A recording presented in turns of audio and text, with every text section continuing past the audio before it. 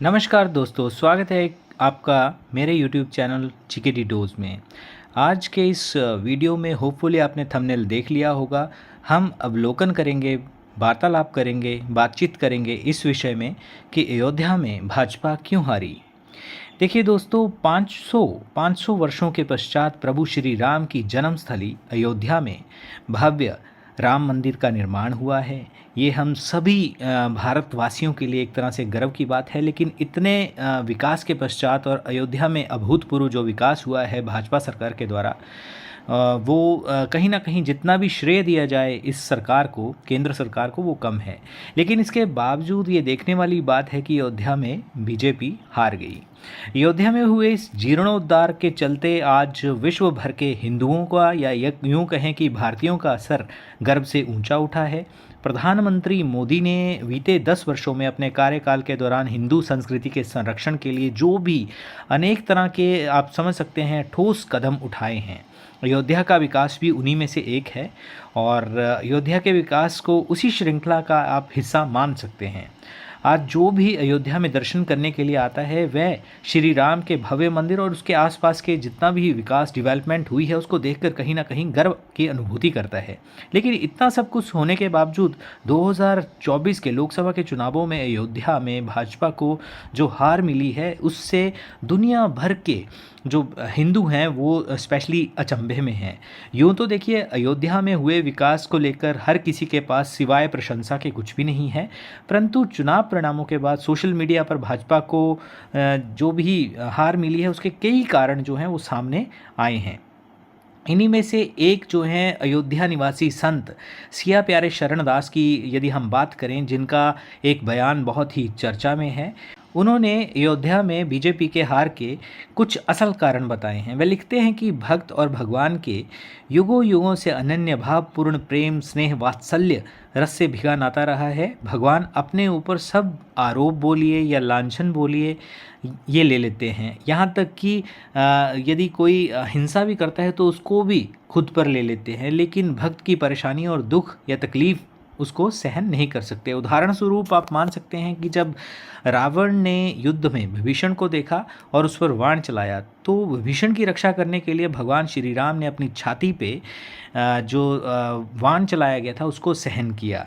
और इसी प्रकार ध्यानस्थ श्री विष्णु भगवान जी ने किसी बात पर क्रोधित होकर भृगु ऋषि ने उन्हें सीने पर लात मारी, तो उन्होंने स्वयं इसके लिए क्षमा भी मांगी। और प्रसंग पर आप जानते होंगे, आपने सुन रखी होगी, एक चौपाई भी है कि क्षमा बड़न को चाहिए और छोटन को उत्पाद, विष्णु का क्या घट गया जो भृगु ने मारी लात।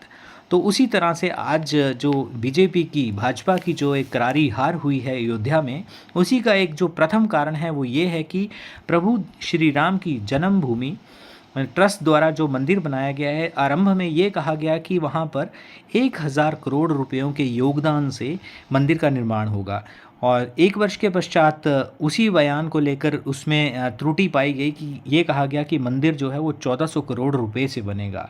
इसके एक वर्ष के पश्चात तीसरी बार फिर से जब ये बयान सामने आया मंदिर को लेकर, तो ये माना गया कि 1800 करोड़ रुपए में पूर्ण होगा और जनता ने मान भी लिया।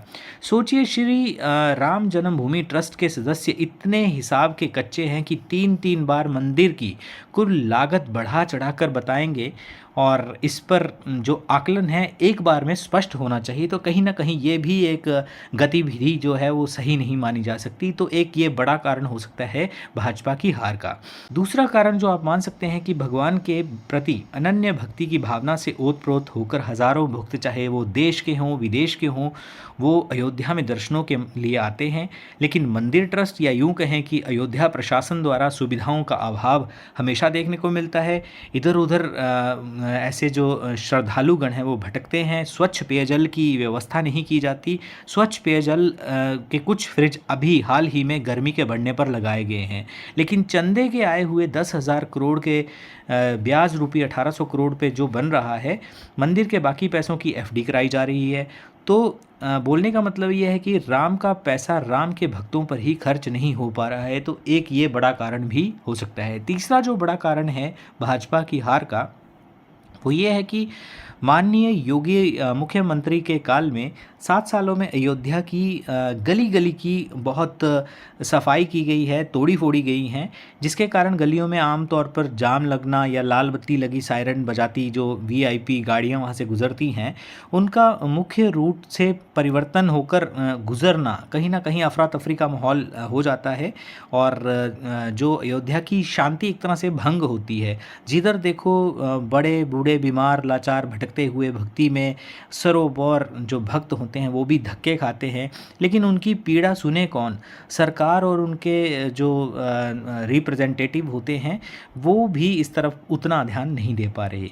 चौथा एक बड़ा कारण जो अयोध्या में भाजपा की हार का माना जा रहा है वो ये है कि अयोध्या के नया घाट से लेकर फैज़ाबाद के शहादतगंज से 14 किलोमीटर का जो लंबा बाज़ार है, वो छोटे छोटे दुकानदार जो अयोध्या जी के क्षेत्रीय निवासी हैं इसी लोकसभा क्षेत्र के, इनकी अधिकांश दुकानें 70 से 80 साल से पगड़ी या यूं कहें कि धरोहर राशि पर, आप समझते होंगे कि पगड़ी देकर जो दुकानें प्राप्त की जाती हैं, तो उस उनके वहाँ पर किराए कम हैं। और जो मार्ग है यहाँ का, इस मार्ग का एक चौड़ीकरण मतलब उसको बड़ा ब्रॉडगेज करना है, उसका हितों की तरफ ध्यान नहीं दिया गया, मकान मालिकों का ध्यान रखा गया, जो ऑनर हैं उनके हितों का ध्यान रखा गया। बहुत ही ज़्यादा अनियमितता बरती गई है, जिस कारण आंदोलन भी हुए हैं पिछले हाल ही में, कुछ जो पिछले महीने गए हैं वहाँ पर, और प्रदर्शन भी हुए हैं। लेकिन ऐसे आंदोलनों और प्रदर्शनों को बार बार दबा दिया गया और इससे अयोध्या जी का जो एक देहात क्षेत्र है वहाँ पर गलत संदेश गया है। संविधान बदलने के बयान ने यहाँ पर 35% के लगभग दलित वोटों को सपा की ओर ध्रुवीकरण किया। असली समस्या तो अयोध्या जी की गलियों में जो जाम रूपी झाम ने ले रखी है, मूल निवासियों को बहुत ज़्यादा बेहाल कर दिया गया है और केवल प्रचार से कभी किसी की सरकार नहीं बनती, ये इस बात पे शायद आप भी एग्री करते होंगे। तो ये बड़े कारण हैं। इसके अलावा ये भी एक कारण माना जा रहा है कि जो एक बहुत ज़्यादा ओवर कॉन्फिडेंट हो जाना, अति विश्वासी होना, ये भाजपा के लिए कहीं ना कहीं एक हानि का सौदा साबित हुआ। हाल ही में मुख्यमंत्री योगी आदित्यनाथ जी ने दर्जन भर से ज़्यादा जो हैं वो मीटिंग्स की हैं और ये समीक्षा की गई है कि क्या कारण रहे हैं। आने वाले जो विधानसभा चुनाव हैं उनमें भी जो मुकाबला है समाजवादी पार्टी और भाजपा का, ये देखने वाला होगा। और इसीलिए कहा जाता है कि जो मतदाता है वो स्वतंत्र है, चाहे आप कितना भी विकास कर लीजिए, लेकिन यदि मूलभूत सुविधाओं को ध्यान में नहीं रखा गया तो कहीं ना कहीं करारी हार का सामना सरकारों को करना पड़ता है समय समय पर। फिर चाहे वो कांग्रेस की सरकार, समाजवादी पार्टी की सरकार हो या भारतीय जनता पार्टी जिनकी केंद्र में भी सरकार है, उनकी सरकार हो, फिर भी हार का मुंह कहीं ना कहीं देखना पड़ता है। इसलिए मतदाता को ही सर्वोपरि माना जाता है। तो दोस्तों, ये थी एक छोटी सी समीक्षा कि अयोध्या में भाजपा क्यों हारी। आप अपने विचार कमेंट्स में दे सकते हैं।